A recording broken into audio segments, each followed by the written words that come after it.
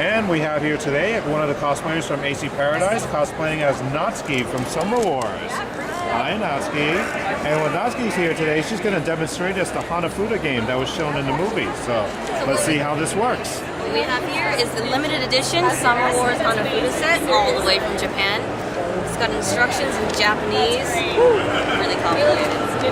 So if you've watched the movie, this card game here basically saves the day.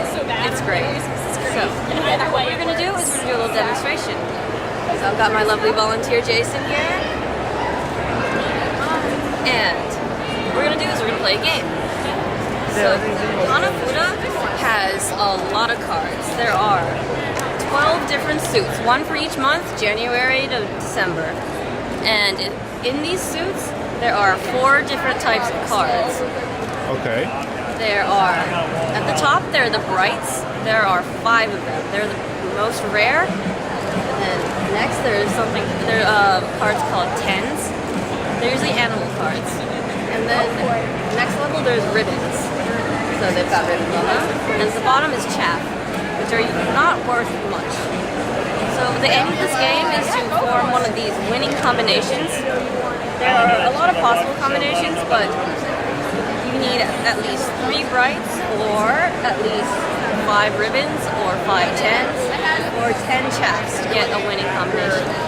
Okay, so it goes basically from lowest point to highest point value. You have the chaff cards, and then the 10 cards? The ribbons, and the ribbons, the tens, and then the brights. Okay, and then you have these different suits here. Each of these suits will make a winning combination for points. So, do you guys like some furry stuff? This game is not that complicated. It's mostly just trying to figure out what suit you have. And what we have here is when the initial game is laid out. Is this, I take it this is the floor? This is the floor. It starts with 8 cards. And then each player gets 8 cards themselves. But normally you're not supposed to see the other player's cards, but we're going to just lay them out here so everyone can see. All right. So how does a turn usually begin? So normally it begins by me drawing a card and my opponent drawing a card, and whoever has the earlier month goes first. So actually this is January, so that means Jason goes first. Okay. Alright, so what Jason needs to do is look at his cards and look at the floor. So he needs to see if any of these match anything up here. So what's something that matches? I see that matches. Oh, this does match, so... And what's an easy way to tell how something matches? Do you just have to know, or? So each of them has their own flower each month. So the ones that have the same flower, like this, that means they match. So Jason takes this. Okay. So his turn isn't over yet, though. He needs to draw one. And when he draws, he puts it on the table and checks. Does anything else match? Nope. Nothing else is the same flower, so it just stays on the table. Okay. And now it's my turn. Okay. So what's something that matches? I see this matches, so I'm going to take these. I'll lay them over here. And now it's my draw turn. Oh, would you like some free stuff? Free stuff. And I got the chrysanthemums. So I'm going to take these. And you only draw once in your turn. Even if you get a match, you just draw once. So basically the way a turn would play out is that you find a card, any cards that are in your hand right now that matches what's on the floor, and then you take them. And then you have to draw another card and either match another one or put it on the floor. That's right. All right. So now it's Jason's turn. I believe this one matches, right? This one matches that. Like that. So when you take cards, you need to pick them and put them to the side and keep count of how many you have. So if I can get 7 more of these chaffs, then that means I can get a winning combination. So, Draw. and nothing matches, so it stays. Now it's my turn. Do I have anything? Oh, yes, I do. So, there's 2 Sakura. And I draw. And I just leave it there because nothing else matches that. Back to Jason. Doesn't look like I have anything that matches. So when that happens, when nothing you have have here matches anything on the floor. You just need to take one card and put it down. And draw to your draw phase. And you've got a match. This one right here, Love Machine, is one of the brights. There are only 5 in the game, so getting one of these is pretty special.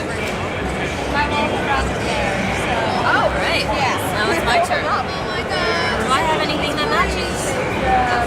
Maple. Everybody loves the word free. Everything else costs money. Exactly. We don't have any cards left. Alright, I don't have anything, so I need You guys like some free stuff? Yeah. And I got a match. You got me. Free. You get all free. It's Jason's turn. And right now, neither of you have a winning suit. Not Right? yet. It usually takes a while to get. Magnets. Nothing. You're welcome. Okay, he's turn.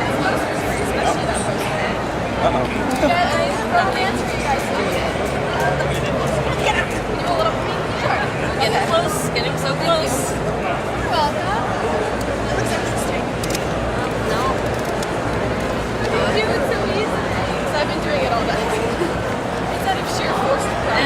And neither of us won. But let's pretend that I won, because I like winning. So let's pretend that I won. Yay, I won. Okay.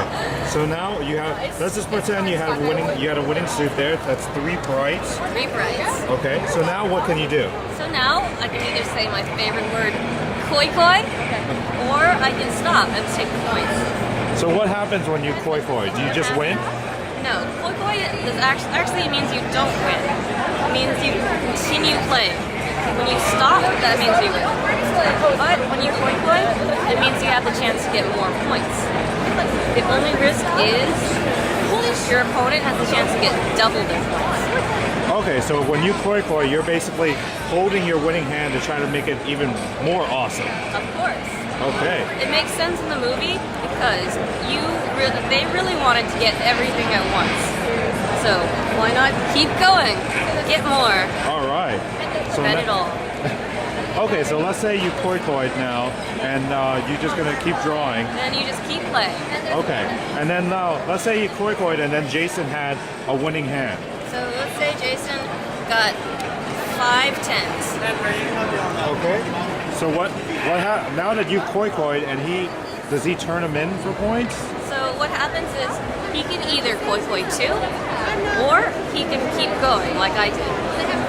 So at this point though, it looks like I've got a really nice setup here.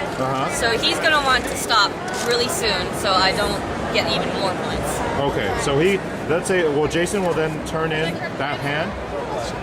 Yes, he will turn this in. So normally 5 tens are worth 1 point, but because I had koi koi'd earlier, that means he gets double that, so 2 points. Okay, so and then once anybody turns in the cards for points, does that end the That ends the round. and then you just start over? That means you take everything and shuffle it again. Wow. Well, so it seems pretty straightforward. It's just a matter of memorizing all That's the kicker. the cards.